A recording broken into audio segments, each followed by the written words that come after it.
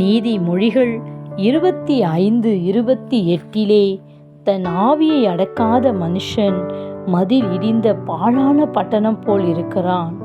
தன் ஆவியை அடக்காத மனுஷன் தன் மனதை அடக்காமல் கோபத்திற்கு தன்னை விட்டு விடுகிறது.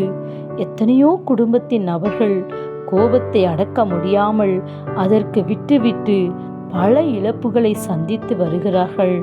அப்படி ஆவியை அடக்க முடியாத மனுஷன், அதாவது தன்னுடைய மனதை அடக்க முடியாத மனுஷன் மதில் இடிந்த பாழான பட்டணம் போல் இருக்கிறான். மதில் என்பது பாதுகாப்பின் வேலி. வேலி எடுக்கப்படும் போது அதை கொள்ளையடிக்க, சிதைத்துவிட, அநேகம் உள்ளே நுழைந்து பாழாக்கிவிடும்.